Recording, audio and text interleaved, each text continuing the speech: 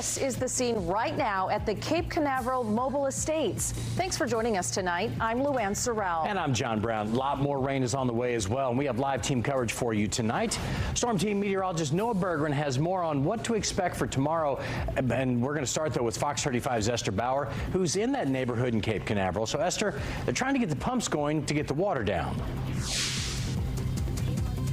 Get the pumps going, but the bad news is the pumps are not working as we speak. So everywhere we've been so far on the Space Coast, Cocoa, Rockledge, the 528 Causeway, conditions have been absolutely terrible. Going over the causeway, we saw several vehicles pulling over. We saw other vehicles turning on their hazard lights, and now we're here at this mobile home park where I am standing in several inches of standing water. This is Cape Canaveral Drive, which is right off the Atlantic Avenue, and this is the lowest lying area, so they take on water from the properties to the right, to the left of them, and from the top of the road. So this entire road, as I said, several inches of standing water. It is seeping into people's properties. We have pools of standing water where I'm going. Now, we've spoken with these homeowners before, and they have lost AC units. I don't think you can see behind me. This person has their AC unit elevated. They're hoping in this storm that they're not going to lose that AC unit, but we do know moisture is getting dangerously close to people's homes. As you can see, it's already covering the street.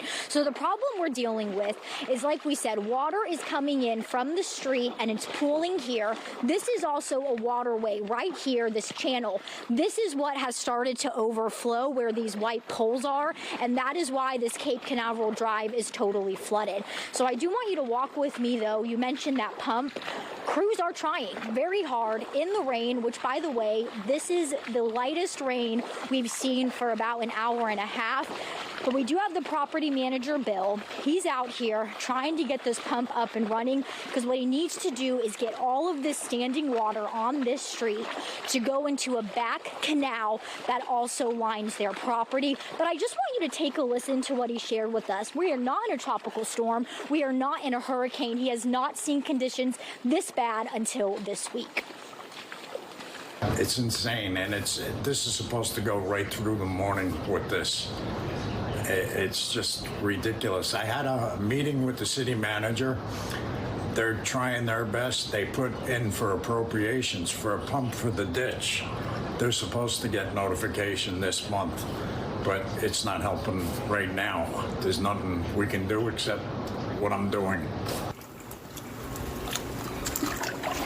And what you're looking at right now, this is also video we received from Merritt Island. We've had several reports of flooding in Merritt Island as well as other communities, but we do want to take our shot up live again for you right now.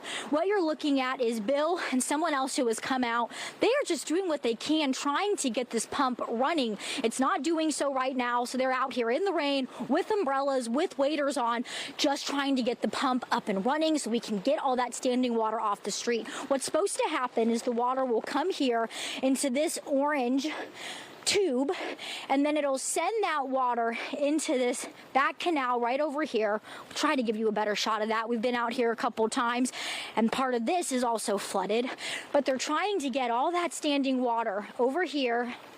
Be careful, we're going to step over this. This is also flooded here in the back. They want to get it to this canal, which also is much higher than normal. So we are going to stay out here with them. They have not gone inside. They are soaking wet. They are just trying to do what they can to get the pump up and running. But just a soaker. It's a super soaker kind of day. We know we are under a flash flood warning until at least midnight. I was chatting with Noah a little bit before this, and he said keep your phones closed because it's likely we could see that extended past midnight. Obviously, homeowners here don't want to see that happen, but just so much rain and it doesn't stop coming. But guys, we'll send things back to you in the studio. All right, thanks, Esther. And our team coverage continues with Noah Berggren right now. So all these showers could produce what, a foot of rain in some places? Yeah. This area right here, I mean, it's really good. You know, we were talking earlier, going through the forecast, and I had said, I remember we went through the numbers, we were like, yeah, there could be 6 or 10 inches of rain. Now it's clear that that's too low. I mean, we've already got half a foot of rain. And primarily, I mean, you're talking just that area right there, right? Yeah. Well, even up here, though. I mean, so there's another band forming, as you can see there by, like, Oviedo over towards New Smyrna. It's kind of like lake effect snow snow bands. If you look at it, if you're from up north, how there's these bands of really heavy action, and then there's nothing in Daytona outside of that. again. Places that don't need it. They get it Places that do not need it. And here's the camera again. We showed this during the 6 o'clock news earlier. This is Route 1. The wind also. The wind has been notable. If you didn't know any better, you would think that this is a tropical storm. It is not.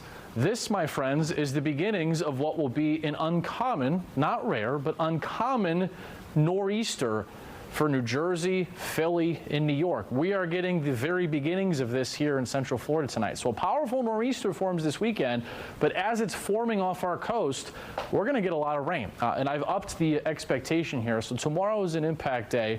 Look, not everybody's going to see this, but those that do are going to get hit pretty hard. I think we're going to have potential pockets of major flooding, especially during the morning commute tomorrow.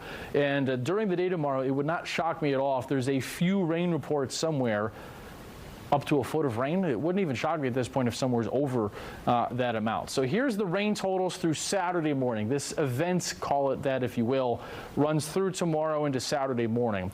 If you're back towards Ocala, the Villages, Gainesville, Winter Garden, once you get west of Orlando, this forecast really is not as much for you as it is areas east of Orlando, where 6 inches of rain or more is likely in some pockets.